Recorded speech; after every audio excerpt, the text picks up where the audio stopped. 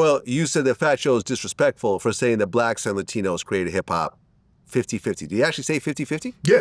Oh, yeah. Okay, well, yeah, that's just not true. That's not true. Yeah. And shout out to Fat Joe, but yeah. I mean, Latinos were around, but you can't say 50-50. Not at all. Not at all. You can't even say 90-10. I mean, they came later.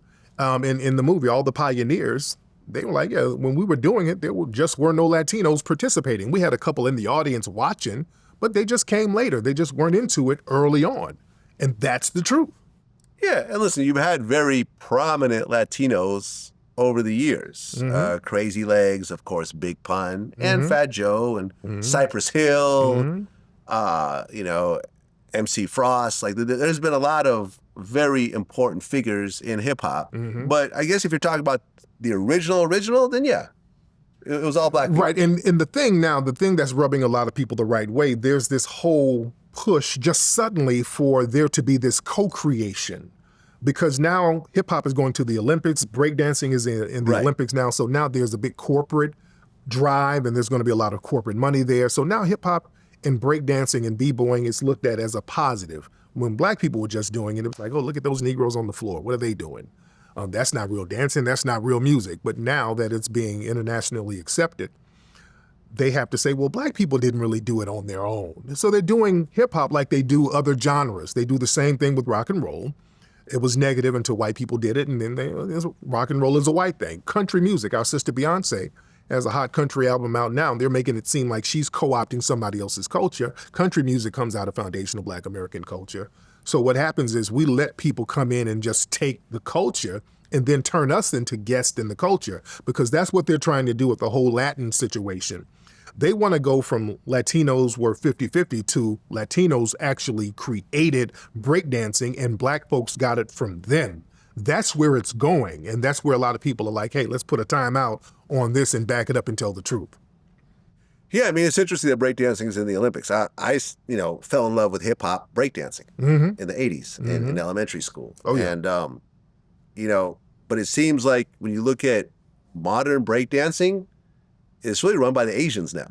Yeah, the Koreans, the Japanese, those are really in the forefront of breakdancing. So the fact that it's in the Olympics, I expect some Asians with gold medals at this point. Oh, yeah. Because you had people like Poppin' Pete and Boogaloo Sam, some of these West Coast guys, they were over there in Asia for years teaching them a lot of those hip-hop moves. So, the Asians are great students, too. Yeah. A$AP Rocky actually showed up at the premiere. Oh, yeah, that's my guy. That's dope. Good guy. Real solid guy. Real solid guy. Yeah. Now, you said that Dante Ross had an issue, and there was a tweet that's already been deleted, so I couldn't find exactly what he said.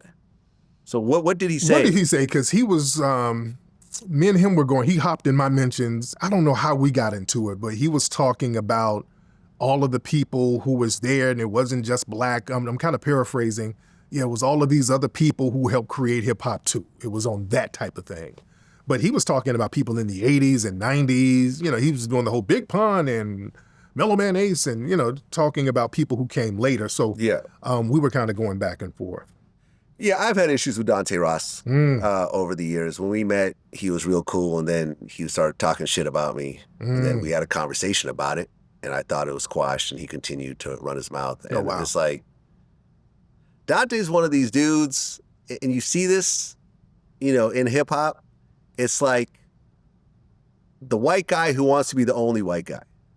You know what I mean? He wants to be the only accepted white guy anywhere. And anyone else who steps in, like someone like me who comes in and makes a lot of noise and makes a big impact, he tries to downplay and basically say that he's the only authentic whatever.